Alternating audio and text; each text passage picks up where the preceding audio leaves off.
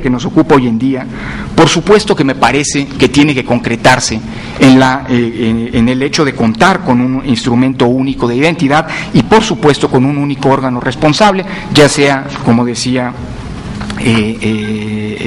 Ángel Trinidad hace un momento, el IFE, la Secretaría de Gobernación o un órgano encomendado para tal finalidad específicamente.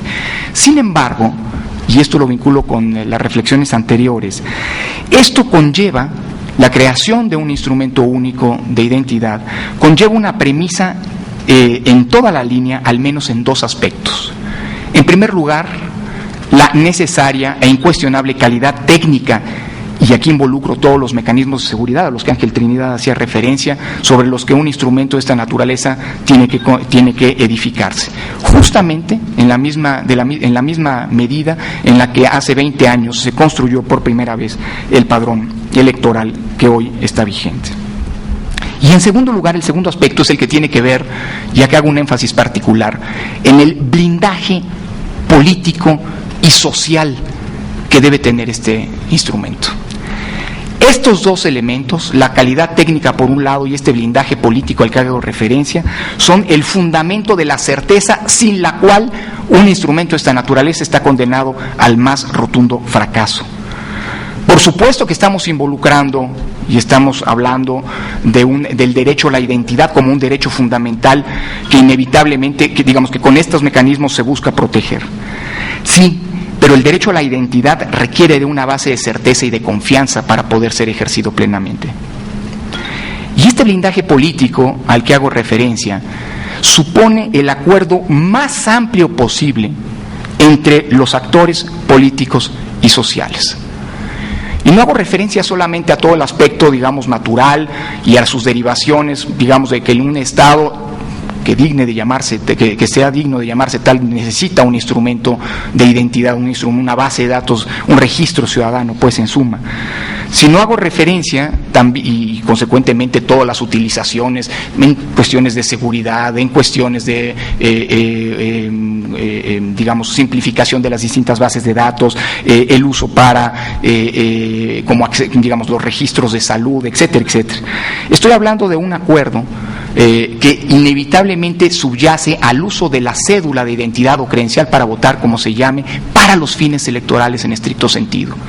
Al final del día, cuando hablamos de las reglas del juego democrático, hablamos de aquellos elementos en los que, si no hay un consenso generalizado, si no hay una aceptación de las reglas del juego, para decirlo de alguna manera, estamos dinamitando desde su base los propios procesos electorales.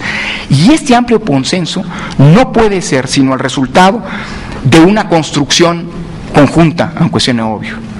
Una decisión unilateral en el sentido de construir un instrumento que sirva como elemento de identidad y que tenga también eventualmente una finalidad electoral, no puede ser el resultado, repito, de una decisión unilateral, ni siquiera del gobierno, sino el resultado de consensos y además, en la medida de lo posible, plasmados en ley. Por supuesto que la ruta de dos instrumentos paralelos, de la credencial, el Registro Federal de Electores y la consecuente credencial, y el Registro Nacional Ciudadano y la cédula de identidad, y su coexistencia es viable, pero francamente creo que las inconveniencias son mayores. No solamente por la duplicidad de gastos en un contexto delicado de nuestra economía, sino también por el eventual problema, y esto redunde también en falta de credibilidad y de confianza, de la eventual contradicción entre dos instrumentos. No oso pensar, suponiendo que hoy tuviéramos ya el Registro Nacional Ciudadano operando de manera paralela al Registro Federal de Electores, ¿cómo podríamos enfrentar la elección del 2012 cuando de cara a ese proceso electoral las cifras de la totalidad de ciudadanos fueran discordantes? El dilema actual, pues, me parece que es doble y sobre el cual tiene inevitablemente que bordarse la discusión sobre las eventuales soluciones. Por un lado, el del derecho a la identidad en cuanto tal, pero por otro lado también el de la certeza de todos los actores políticos a los que he hecho referencia, pero también sociales. Y es que la confianza social, como algo que tiene que estar, digamos, en la base de la construcción de un Registro Nacional de Ciudadanos, así como en el Registro Federal de Electores, es fundamental. Y aquí un par de preguntas que empañan la construcción de esta confianza. ¿Cómo construirla? Cuando el instrumento, digamos, la base de datos de identidad ciudadana por excelencia hasta hoy, el Registro Federal de Electores, enfrentó hace apenas 7 años un lamentable caso como el de Choice Point.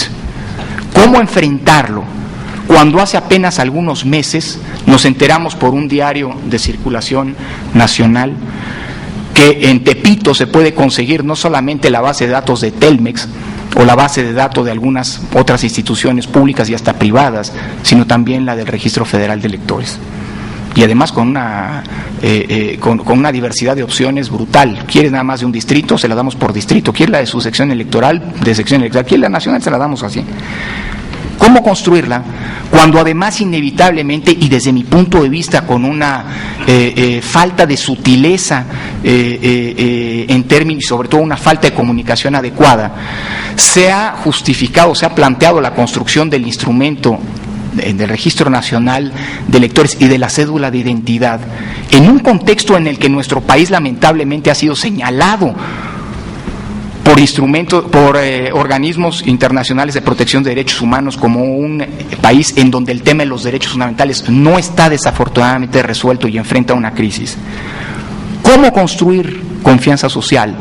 Cuando se plantea que este documento va a contar no solo con las huellas digitales de los 10 dedos, sino además del iris, que representa, a lo mejor cubre el 1% adicional a lo que comentaba el experto. Pero cuando el iris, como dijo por cierto John Daubman en un artículo, uno de los principales digamos colaboradores en la innovación de esta tecnología, no es algo, si se utiliza para términos de seguridad, no es algo que normalmente, la huella del iris no es algo que normalmente los criminales dejen en la huella del crimen. Es decir, en un contexto como este me parece que ha sido profundamente desafortunado el planteamiento de los requisitos que tendría que tener la cédula de identidad. Permítanme adelantar 2 conclusiones, o terminar con 2 conclusiones.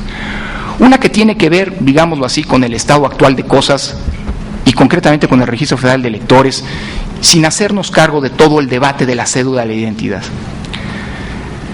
Hoy en día sabemos que el registro, a pesar de sus incontables mecanismos de seguridad, ha estado enfrentando 2, fugas lamentables, 2 casos de fuga de información, 2 casos de fuga de la base de datos, a los que hacía referencia. A lo mejor va siendo hora que pensemos, no digo en sacar a los partidos políticos de la verificación, que es indispensable para construir un instrumento electoral con la confianza y con la aceptación de todos aquellos que son los contendientes en la competencia electoral. Pero a lo mejor va siendo hora que la verificación sea in situ y que en todo caso, más allá de la entrega de los listados nominales de cara a las elecciones, la entrega sea simplemente en papel y no en medios electrónicos. Y en segundo lugar, y aquí con esto concluyo, recuerdo o reitero el hecho de que la discusión, vaya para donde vaya, tiene que ser el producto del más amplio consenso posible. Si nosotros construimos un registro nacional ciudadano cuestionado desde su origen por algunos de los actores políticos, me parece que estamos construyendo un instrumento que, además de costoso, tarde o temprano estará condenado al fracaso. Tanto por lo que hace al registro de la identidad de los ciudadanos mexicanos, como por lo que hace al registro de los ciudadanos para efectos electorales, como nos lo enseña nuestra historia, como lo enseña la creación del padrón electoral. Reitero, insisto, y con esto termino, tiene que estar fundado en el consenso más amplio posible. Muchísimas gracias. Muchas gracias, doctor Lorenzo Córdoba. Finalmente, nuestro último ponente invitado, el doctor Francisco Guerrero, quien también es consejero electoral del Instituto Federal Electoral y que en el seno del Instituto ha sido muy importante su participación en todo este debate en torno a la cédula de identidad. Doctor, por favor. Muchas gracias a la diputada Claudia Ruiz Massieu. Primero quiero decir que para